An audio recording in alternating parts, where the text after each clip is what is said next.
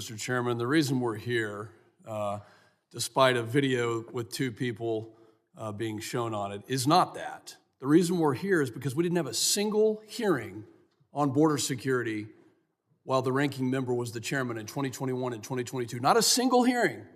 And yet 10 million people were let in under President Joe Biden. Where were the cries when Jocelyn Nungaray was murdered?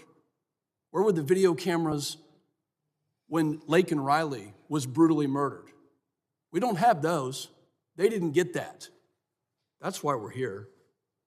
We're here because we're cleaning up a mess that is on a level and a scale that is unfathomable.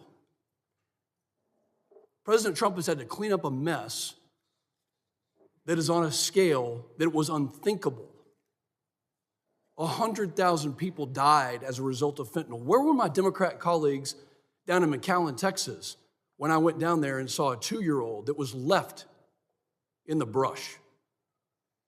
Yeah, the emotional outcry over here is the height of hypocrisy. It is so hypocritical.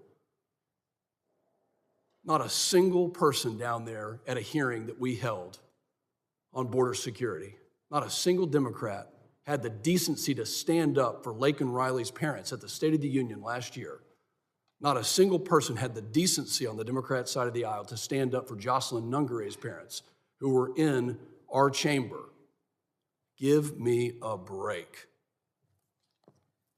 We have a bipartisan agreed upon bill to fund all of DHS that was voted upon, and then the carpet was pulled out by Senate Democrats. And now this week we will vote for the third time to fund the entirety of DHS. You want to know why people are leaving blue cities and blue states? It's because they don't believe in the rule of law. They don't believe in law and order. They don't believe in adhering to the laws that are on the books. Well, we do. And we believe in helping because we were there, even despite President Biden's complete wide open border and agenda to let millions of people into this country. We funded you. I wonder what our panelists would like to ask this side of the aisle for their no vote. I wonder what they'd like to say, knowing that there are agents right now who are struggling just to make a mortgage payment or to put food on the table, that there are TSA agents in their hometowns. I'd like to see the White House maybe take a move to say, if you vote no for DHS funding, you don't get the funding in your district. You don't get the funding in your state. I'd like to see that. Ms. McNeil, are there continued worries right now about terrorist threats on airplanes?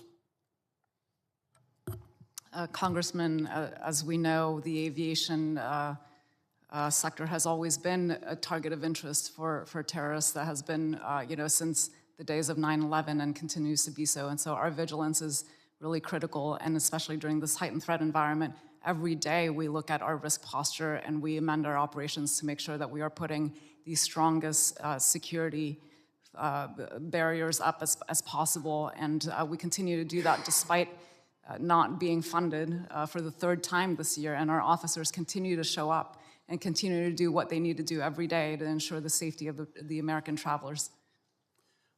What do you tell your agents right now? Hang in there. Sorry you're not getting paid. Sorry that we have a dysfunctional Congress that can't actually come to some reasonable conclusion that there is a terrorist threat that we would like to prevent in the wake of 9/11. What do you tell them? I thank them every day for their commitment and dedication to the mission because they continue to show up. You wouldn't see this level of commitment, in the private sector. I mean, this is incredible what you're seeing from the men and women at TSA today. We tell them that they are performing a critical function. We ask them to continue to show up and let them know that we're advocating for them with the powers that be, and that's why I'm here today, is to advocate for the funding of the Department of Homeland Security so that the hardworking men and women get their paychecks. I wonder what my colleagues on the other side of the aisle do when they cross over into TSA. What do they say, to the agents? Do they say, sorry I didn't vote for you to get paid, but keep us safe, It's rhetorical, but Please, I'll give you the last 5 seconds. Thank you, Congressman. I mean, what I'm hearing from our workforce is that what's happening to them is nothing short of cruel. And how do you respond to that?